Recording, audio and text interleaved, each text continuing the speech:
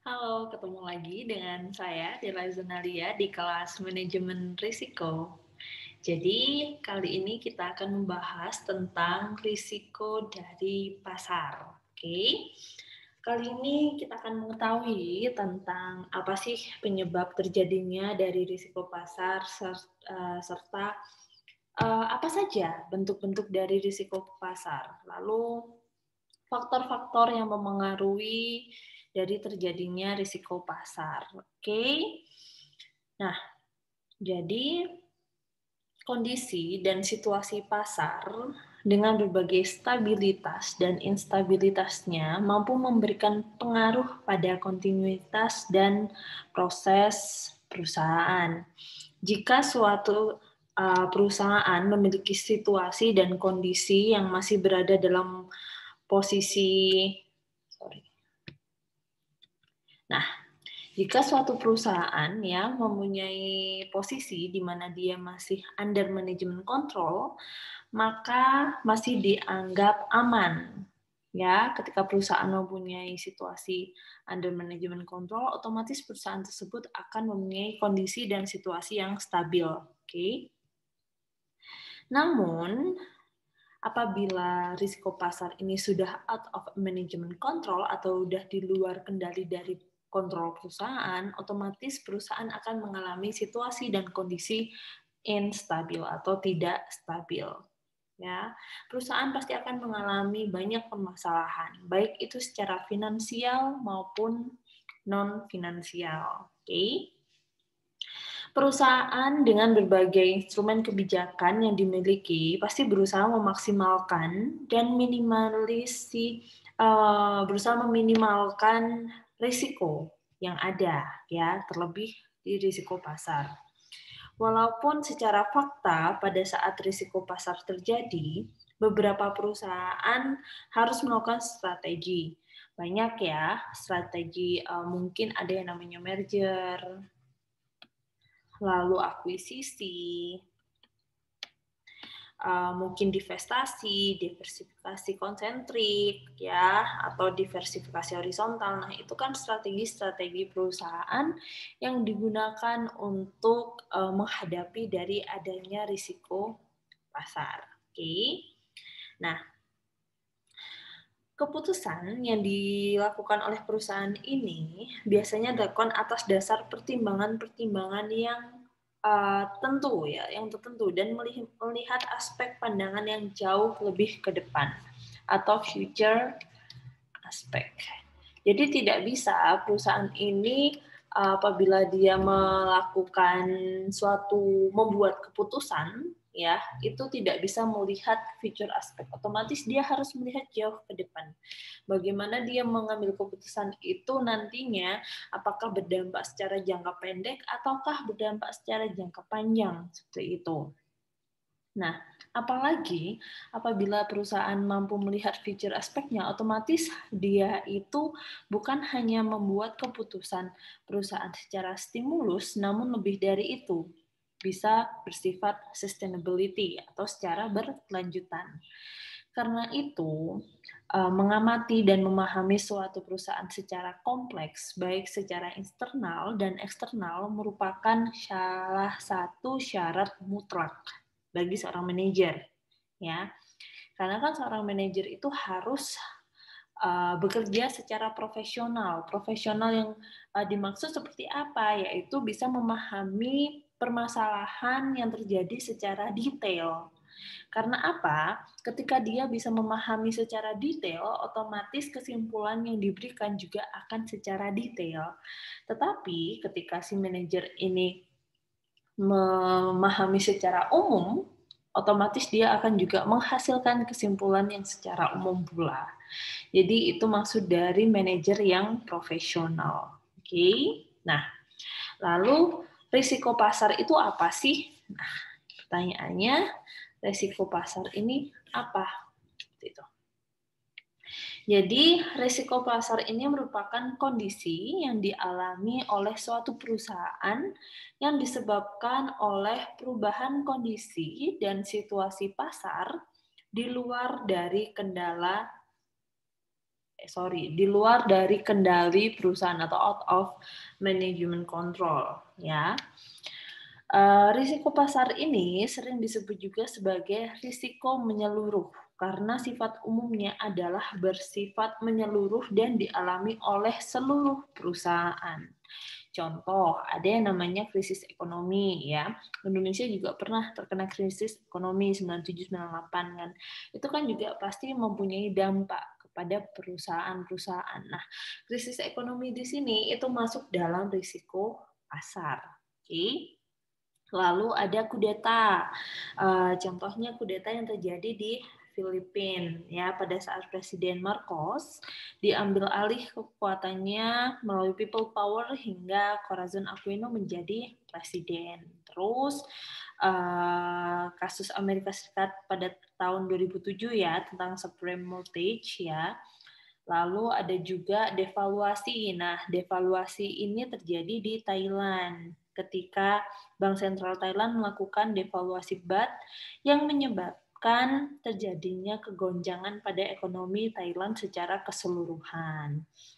Lalu ada juga perang. Nah, perang antar negara ini otomatis dia bisa membawa dampak bagi perekonomian di suatu negara. Tidak jauh, contoh ketika ada perang dagang antara US dengan China, ya kan. Nah, di situ juga akhirnya membuat banyak perekonomian negara, bukan hanya 1-2 aja, tapi hampir seluruh negara itu mendapatkan dampak dari perang dagang antara US dengan China, seperti itu. Oke, nah itu masuk contoh dari risiko pasar. Oke. Lalu, risiko pasar ini sendiri itu dia ada 2 bentuknya. Yang pertama ada general market risk sama specific market risk. Nah, Nah, yang pertama ada general market risk. Di sini itu adalah risiko yang dialami oleh seluruh perusahaan yang disebabkan oleh suatu kebijakan yang dilakukan oleh lembaga terkait, yang mana kebijakan tersebut mampu memberi pengaruh bagi sektor bisnis. Contohnya, ya misal ada tight money policy, di mana kebijakan uang ketat yang dikeluarkan oleh Bank Indonesia. Ya, nah di sini itu kan kemarin sempat ada kasus bahwa Bank Indonesia ini membawa pengaruh menyeluruh kepada seluruh sektor bisnis yang berhubungan dengan interest rate related instrument. Jadi semua instrumen yang berhubungan dengan suku bunga.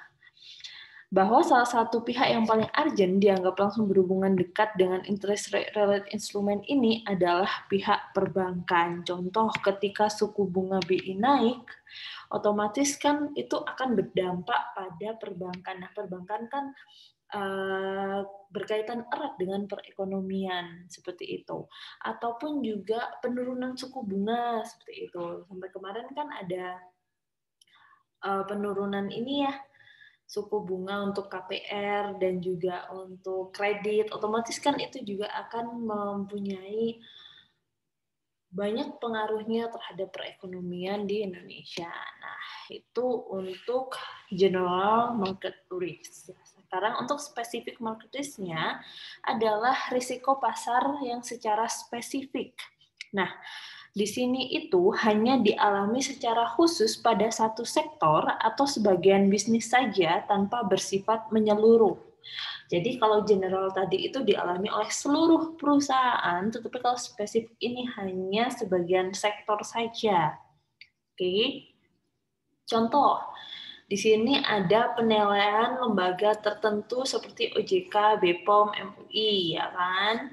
Nah, jadi contohnya ini pengumuman yang dikeluarkan oleh suatu lembaga penilai, di mana lembaga penilai tersebut memiliki reputasi yang baik dan diakui oleh publik. Jadi OJK, BPOM, MUI itu kan diakui oleh publik kan ya. Kalau OJK tentang otoritas keuangannya, kalau BPOM tentang kesehatan, tentang layak tidak layaknya. Kalau MUI kan tentang kehalalannya, ya kan. Nah, contoh saja seandainya nih OJK memberikan pengumuman bahwa PT ABC memiliki kinerja yang rendah atau itu investasi bodong seperti itu. Otomatis kan dia akan membuat citra perusahaan maupun juga pasti akan memberikan dampak secara material kepada perusahaan. Atau juga BPOM ya, ketika suatu sekarang lagi genting kan skincare ya, apabila skincare sudah hits, banyak yang pakai, terus tiba-tiba BPOM mengeluarin suatu notis bahwa skincare tersebut tidak mempunyai izin dari BPOM, otomatis kan yang memakai skincare tersebut juga akan turun, terus memiliki dampak yang buruk, citranya perusahaan juga pasti buruk dan akan mengalami kerugian. Gitu juga dengan MUI. Ya. Nah, kalau MUI ini kan contohnya apabila produk yang dijual oleh perusahaan tersebut dianggap mengandung bahan yang berbahaya atau bersifat haram, contoh suatu produk makanan yang mengandung lemak babi, ya kan? Jadi secara Islam kan makanan yang mengandung lemak babi kan haram ya hukumnya. Jadi ketika hal itu diekspos oleh media massa, baik cetak maupun elektronik, pasti akan menyebabkan terjadinya penurunan secara drastis pada penjualan produk perusahaan. Yang mana pasti akan berpengaruh pada penurunan laba perusahaan. Oke. Dan juga ada salah satu contoh, misal tindakan kriminal yang dilakukan oleh manajemen puncak. Misal, di mana pihak manajemen atau komisaris perusahaan terlibat tindak kriminal yang mungkin entah itu narkotika atau penggelapan, ya kan. Otomatis kan opini publik tentang perusahaan juga pasti akan terbentuk buruk ya, bahwa perusahaan tersebut tidak baik dan juga tidak kompeten seperti itu. Apakah ada? Contohnya banyak sekali. Sampai akhirnya perusahaan mengalami kolaps, itu worst case-nya seperti itu. Oke, sekarang kita masuk ke general market risk-nya ya. Di sini ada beberapa sebab yang menimbulkan terjadinya general market risk atau risiko pasar secara umum. Oke. Jadi yang pertama ada foreign exchange risk. Nah, secara umum dalam ilmu keuangan dikenal dua bentuk pasar ya kan. Jadi di dalam financial market atau pasar keuangan itu dia dibagi menjadi dua. Yang pertama ada capital market dan juga money market. Pasar modal dan juga pasar uang. Kedua bentuk pasar ini pada prinsipnya saling memiliki keterikatan satu sama lainnya. Apalagi di negara Indonesia, pasar modal berada dalam pengawasan Menteri Keuangan, dalam hal ini melalui Bapepam, ya kan? Sedangkan pasar uang berada di bawah pengawasan Gubernur Bank Indonesia. Jadi kalau pasar modal itu di bawah Bapepam, kalau pasar uang itu di bawah Gubernur BI. Oke. Nah, kedua jenis pasar ini itu saling bahu-membahu bekerja sama dalam usahanya untuk menciptakan kondisi ekonomi yang kondusif dan dinamis. Sehingga dengan harapan nantinya akan mampu ikut mendorong pertumbuhan ekonomi negara yang bersangkutan. Independensi dari Bank Indonesia dalam menetapkan berbagai kebijakannya sudah dijamin oleh pemerintah, meskipun kita juga tahu secara sadar ya, secara penuh kalau berbagai kebijakan tersebut belum tentu baik dan tepat, karena tidak bisa dipungkiri pasti banyak keputusan yang timbul karena sebab-sebab tertentu, misalnya politik, terus kepentingan dunia internasional, ya kan. Nah, itu kan juga pasti mempengaruhi keputusan-keputusan yang diberikan. Seperti itu. Nah, lalu untuk dimengerti bahwa kedua pasar ini itu kan saling mempengaruhi dan dipengaruhi. Karena itu menjadi kewajiban bagi pemerintah untuk selalu menjaga pasar ini dalam posisi kondisi yang diharapkan. Oke. Nah, Selanjutnya ada interest rate risk. Nah, risiko dari suku bunga. Ya, risiko suku bunga. Risiko ini yaitu risiko yang dialami akibat dari perubahan suku bunga yang terjadi di pasaran yang mampu memberi pengaruh bagi pendapatan perusahaan. Tadi sudah bahas ya pengaruh suku bunga itu gimana. Jadi ketika BI menaikkan, otomatis dia berdampak. Begitu juga ketika menurunkan juga pasti akan mempunyai dampak bagi perusahaan. Oke. Yang kedua yang ketiga ada commodity position risk. Nah, di sini itu merupakan perubahan dari nilai komoditi, di mana situasi dan kondisi terjadinya kerugian akibat perubahan harga barang komoditi. Kenapa perubahan harga barang komoditi menjadi general market risk? Jadi yang namanya komoditas tertentu kan pasti itu banyak faktor-faktor yang bisa mempengaruhi harganya ya. Contoh nih, jual beli di bursa komoditi kan bersifat sangat fluktuatif, naik dan turun terjadi dalam waktu yang cepat. Jadi kondisi ini sering dijadikan keuntungan oleh pihak spekulan, yaitu dengan cara membeli pada saat harga rendah dan menjual pada saat harga tinggi. Fungsinya untuk apa? Untuk mendapatkan capital gain, yaitu keuntungan yang diperoleh dari selisih harga beli dan juga harga jual. Nah, kasus di lapangan seringkali para spekulan ini melakukan aksi ambil untung dengan informasi yang tidak lengkap. Kondisi informasi yang tidak lengkap pasti menciptakan pasar yang tidak efisien. Otomatis dia akan menimbulkan resiko pasar. Oke.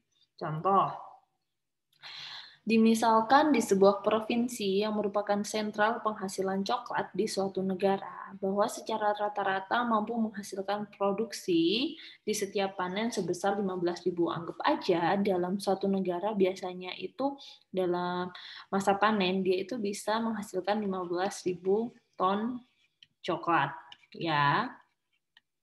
Nah, di mana diperkirakan pada akhir tahun ini, yaitu sekitar 3 bulan lagi, masa panen jumlahnya bisa meningkat mencapai hingga 16.000 ton sampai 17.000 ton. Jadi, biasanya panennya adalah 15.000, tetapi 3 bulan lagi panen ini itu diperkirakan 16.000 sampai 17.000 karena mungkin banyak sekali, terus tidak ada hama saat itu 3 bulan itu, terus terlihat dengan sangat bagus keadaannya, ya kan? Nah, lalu dengan jumlah tersebut ditaksir pasaran penjualan coklat akan membludak dan para pedagang akan memperoleh keuntungan yang besar. Ya, karena apa? Yang mereka mengira ini 15.000 nih, tapi setelah 3 bulan mau panen, ya 3 bulan akan panen, dilihat sangat bagus sekali coklatnya, otomatis mereka wah ini bisa naik nih jadi 16.000 atau 17.000, otomatis kan mereka sudah merasa kalau mereka pasti akan mendapatkan keuntungan yang besar. Jadi para pedagang besar atau pengepul ya di sini dengan kepemilikan modal yang besar, juga sudah melakukan keputusan dengan membeli lebih awal buah coklat tersebut dengan harga yang sedikit lebih murah dibandingkan jika membeli pada masa panen, ya kan? Jadi ketika masa panen, otomatis harga itu kan langsung tinggi banget. Tapi ketika kita beli sebelum masa panen, otomatis karena uangnya sudah diberikan di 3 bulan awal ini sebelum masa panen, anggap aja gini. Kalau pas masa panen ini pas panen dijual harga 10.000 gitu kan. Tetapi kalau mau beli 3 bulan sebelumnya ini harganya 8.000 seperti itu per kilo. Ya kan? Tapi uangnya harus ready di 3 bulan sebelumnya seperti itu, oke? Nah, akhirnya si pembeli besar ini melakukan kontrak dengan petani coklat tersebut untuk melakukan perjanjian jual beli, ya. Dan petani tersebut menyetujuinya dengan berbagai alasan. Mungkin para petani merasa lega karena panennya telah terjual semua. Jadi belum panen tapi sudah panen di awal meskipun harganya itu sedikit murah, tapi si petani ini sudah merasa lega karena sudah ada yang beli, ya kan? Lalu mungkin dengan uang yang diperoleh lebih awal tersebut, para petani bisa mengoptimalkan dan mempergunakan uang tersebut untuk menyelesaikan kebutuhannya yang mendesak. Jadi tidak perlu menunggu 3 bulan lagi, bisa dibayar sekarang, maksudnya seperti itu, ya kan? Nah, mungkin untuk kebutuhan sekolah anaknya, atau berobat, ataupun untuk membangun usaha, ya. Nah, jika hasil panen dapat dilakukan secara normal, maka tentu tidak ada masalah, dan keuntungan yang diperoleh juga sesuai dengan harapan. Namun ini berbeda, karena si pembeli besar ini sudah spekulasi terlebih dahulu, otomatis dia berani mengambil resiko di awal dengan membayar sejumlah uang di 3 bulan sebelum masa panen. Oke. Namun, kondisi berbeda pada saat hasil panen itu tidak sesuai harapan. Ternyata setelah 3 bulan masa panen, ternyata yang bisa dipanen adalah sebanyak 2.400 ton. Bayangin, dari yang awalnya dia berspekulasi dari 16.000 sampai 17.000 ton, tiba-tiba yang bisa dipanen hanya 2.400 ton. Yaitu dia mengalami kerugian sebesar 62%. Ya. Dengan kondisi dan situasi yang terjadi, disebabkan oleh serangan hama mungkin ya, yang menyebabkan buah coklat yang rusak dan busuk sehingga tidak dapat dipanen pada saatnya. Nah, resikonya di mana yang terjadi? Masalahnya di mana? Itu tadi. Si pedagang besar tersebut telah membayar dan membuat kontrak dagang atau trade contract dengan para petani coklat. Serta lebih jauh, informasi bahwa akan adanya coklat yang beredar di pasaran sebesar 15.000 ton lebih sudah diterima oleh para pedagang. Kondisi ini menyebabkan timbulnya kerugian pada pihak-pihak tertentu. Yang pertama, jelas pedagang besar, ya. Karena dengan kepemilikan modal yang besar, menerima kerugian yang besar pula karena ia telah mengeluarkan sejumlah uang kontan yang besar dan uang tersebut sangat sulit untuk bisa ditarik kembali. Yang kedua, ruginya di mana? Di petani. Karena apa? Petani kan sudah menerima uang dan sudah menggunakan uang tersebut mungkin ya. Nah, otomatis dia mempunyai kewajiban untuk mengganti dari uang yang sudah diterima tadi. Nah, untuk membayar coklat yang bisa dan layak dipanen. Bagaimana yang tidak layak? Nah, itu sudah menjadi resiko. Lalu juga ada para pedagang di pasar, ya, karena si para pedagang di pasar ini sudah banyak info nih, oke, kita bakal dapat barang soalnya bakal ada panen 15.000 ton seperti itu. Tapi ternyata cuma ada 2.000 dan bagaimana kita membagi ke pedagang? Nah, itu kan juga akhirnya menjadi masalah. Oke. Nah, kasus akibat commodity position risk ini juga terjadi pada berbagai jenis komoditi lainnya. Ya, seperti kasus perusahaan, kalau kalian pernah dengar, ada perusahaan namanya Brix Mineral. Nah, ini di tahun 1993, kalian belum lahir, Budela juga belum lahir. Jadi itu pernah ada kasus di mana perusahaan Brix Mineral Limited ini, itu perusahaan dari US, itu melakukan penambangan emas di Kalimantan, Indonesia. Ternyata informasi tentang keberadaan emas tersebut adalah bohong atau hoax. Dan Michael de Guzman, ahli geologi yang telah memberikan rekomendasi tersebut, juga melakukan tindakan bunuh diri dengan melompat dari helikopter. Jadi, Michael de Guzman ini adalah ahli geologi yang dimiliki oleh Brix Mineral. Dia orang Filipina. Nah, Dia itu bilang ke perusahaan bahwa saya menemukan tambang emas baru di Kalimantan, tepatnya itu di kota Busang, ya. Nah, dia ke sana itu sebenarnya dalam posisi yang hopeless, sampai akhirnya dia melakukan berbagai cara seperti melakukan fraud untuk mengelabuhi banyak orang untuk percaya bahwa memang ada emas di Busang, seperti itu. Sampai akhirnya perusahaan percaya dan semua orang yang melakukan investasi pun percaya karena dia itu fraudnya itu melakukan seperti ini. Sebenarnya dia udah tahu kalau di situ itu nggak ada emas gitu. Cuman dia mungkin hopeless banget ya, akhirnya banyak tekanan, under pressure, akhirnya dia itu mencampur kadar emas dengan bebatuan sehingga itu dibuat sebagai sampel untuk ditunjukkan ke orang-orang bahwa di tempat di Busang, Kalimantan, Indonesia itu memang ada tambang emas. Akhirnya semua orang percaya dan ketika semua sudah investasi, dilakukan penyelidikan, memang di situ tidak ada tambang emas. Akhirnya dia melakukan bunuh diri di perjalanan antara Busang ke Samarinda.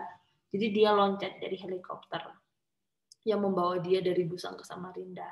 Tapi banyak yang bilang, entah ini benar atau tidak, bahwa si Michael de Guzman ini tidak meninggal karena memang mayatnya sampai detik ini pun itu tidak ditemukan, seperti itu. Ya. Nah, efeknya apa? Jadi efeknya sampai perusahaan Bre-X Mineral Limited ini yang semula naik sangat tinggi sahamnya, namun tiba-tiba jatuh pada harga yang terendah.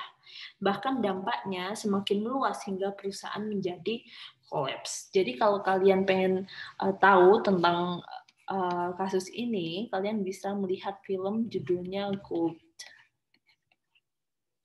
Mana? Gold. Nah, kalau nggak salah filmnya tahun 2017. Bagus filmnya, silahkan bisa ditonton. Oke? Yang keempat ada equity position risk. Nah, risiko perubahan kekayaan ini merupakan suatu kondisi di mana kekayaan perusahaan, di mana merupakan stock and share, saham dan obligasi mengalami perubahan dari biasanya, sehingga perubahan tersebut memberi dampak pada keuntungan maupun kerugian dari perusahaan. Dan yang terakhir ada politik risk. Nah, stabilitas politik merupakan sesuatu yang sangat penting bagi suatu negara. Ya, stabilitas politik ini menjanjikan terciptanya pembangunan yang berkelanjutan. Nah, negara dengan perangkat kebijakannya memiliki peran yang besar dalam usaha menciptakan stabilitas politik. Bagi seorang investor, stabilitas politik dan keamanan dikaji bukan hanya dalam jangka waktu 10 atau 30 tahun saja, akan tetapi lebih dari itu. Dan juga sebuah kesimpulan itu tidak hanya dilihat dari kemampuan kekuasaan yang dimiliki oleh sebuah rezim. Karena di mata investor ada daerah-daerah dan juga negara yang dikaji dari data historisnya. Yaitu ada daerah dan juga negara yang mempunyai historis konflik, di mana itu bisa terjadi lagi pada saat-saat yang tidak bisa diprediksi. Jadi ketika perusahaan akan melakukan investasi, otomatis dia harus mengetahui situasi politik yang terjadi di sana. Apakah tempat tersebut aman? Apakah negara tersebut aman? Sekalipun dia pernah terjadi konflik, entah itu 10 tahun yang lalu, 20 tahun yang lalu, 40 tahun yang lalu. Nah, itu dikaji seberapa besar sih konflik tersebut bakal terulang kembali. Apakah mempunyai dampak untuk terulang kembali, apakah tidak? Nah, itu kan juga salah satu contoh jadi dari general market risk. Oke. Yang terakhir, ada beberapa faktor yang mempengaruhi terjadinya gejolak harga di pasar. Oke, jadi kalau tadi general risk-nya, sekarang faktor pengaruh terjadinya gejolak harga di pasar. Yang pertama, faktor fundamental ekonomi. Yang kedua, terjadinya peristiwa besar dalam ekonomi dan politik. Yang itu tadi ya. Lalu ada campur tangan financial authorities, ada permintaan dan penawaran, lalu ada likuiditas pasar, lalu suburnya kegiatan arbitrase. Nah, kenapa campur tangan financial authorities ini menjadi faktor yang berpengaruh terhadap gejolak harga di pasar, ya kan? Jadi dijelaskan bahwa bank sentral suatu negara, kalau di Indonesia kan ada Bank Indonesia. Ini mempunyai otoritas penuh untuk mengeluarkan kebijakan yang bisa mempengaruhi kondisi harga di pasar. Mungkin kebijakan BI rate, ya, suku bunga Bank Indonesia, seperti Ibu sudah jelaskan tadi. Lalu tax money policy tadi, ya kan, terus devaluasi. Nah, itu kan juga salah satu campur tangan financial authorities yang akhirnya mempengaruhi gejolak harga di pasar. Seperti itu. Oke. Itu saja tentang risiko pasar untuk pertemuan hari ini. Kurang lebihnya Budela mohon maaf. Kita akan ketemu lagi minggu depan di bahasan resiko tentang sebentar. Budela agak lupa. Ya, ditunggu saja ya minggu depan kita membahas tentang apa. Oke, terima kasih banyak atensi dan partisipasinya. Kita ketemu lagi minggu depan. Udah akhiri. Wassalamualaikum warahmatullahi wabarakatuh. Terima kasih.